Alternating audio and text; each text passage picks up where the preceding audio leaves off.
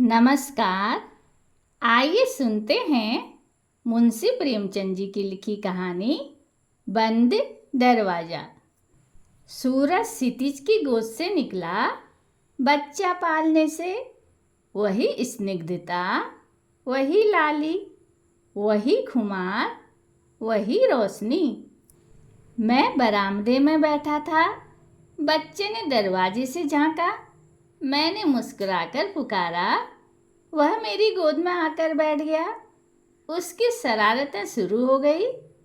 कभी कलम पर हाथ बढ़ाया, कभी कागज पर। मैंने गोद से उतार दिया। वह मेज का पाया पकड़े खड़ा रहा। घर में न गया।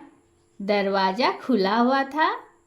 एक चिड़िया फुदकती हुई आई और सामने के सहन में बैठ गई। बच्चे के लिए यह मनोरंजन का नया सामान था।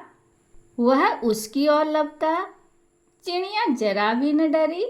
बच्चे ने समझा अब यह नया पर्दार खिलौना हाथ आ गया। बैठकर दोनों हाथों से चिड़िया को बुलाने लगा। चिड़िया उड़ गई।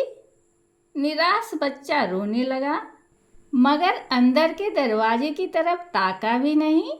दरवाजा खुला हुआ था। गरम हलवे की मीठी पुकार आई। बच्चे का चेहरा चाव से खिल उठा। खोंचे वाला सामने से गुजरा। बच्चे ने मेरी तरफ याचना भरी आंखों से देखा।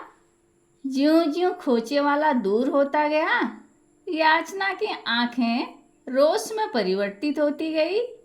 यहाँ तक कि जब मोड़ आ गया और खोचे वाला आंखों से ओझल हो गया, तो रोष ने पुरजोर फरियाद की सूरत अख्तियार की।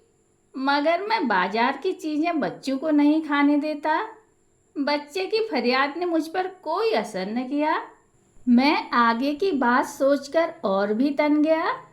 कह नहीं सकता बच्चे ने अपनी माँ की अदालत में अपील करने की जरूरत समझी या नहीं। आम तौर पर बच्चे ऐसे हालातों में माँ से अपील करते हैं।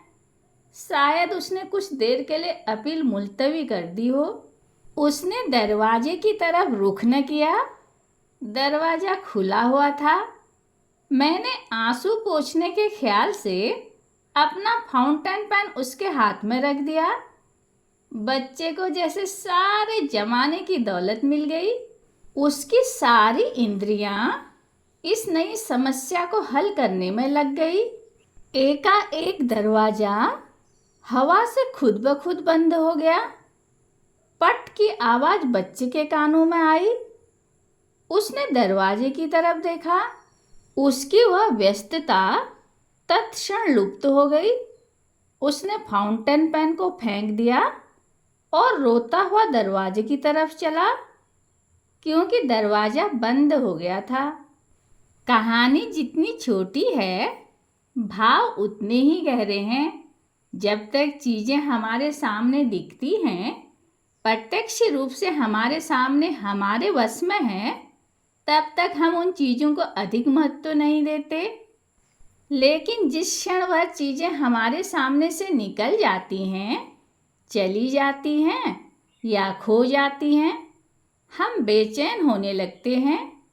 जैसे कि यह छोटा सा बच्चा जब तक माँ के कमरे का दरवाज़ा खुला हुआ था, वह निश्चिंत था।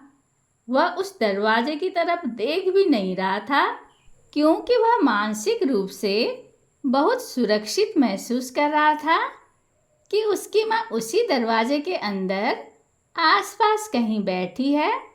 लेकिन यूं ही वह दरवाज़ा बंद हुआ, वह बेचैन हो उठा। उसे ऐसा लगा उसकी माँ उसके आसपास नहीं है। इसीलिए वह रोता हुआ दरवाजे की ओर चला। इसी तरह चीज़ें जब हमारे हाथ से निकल जाती हैं, तो हम बेचैन होकर उसके पीछे भागते हैं। कहानी सुनने के लिए धन्यवाद।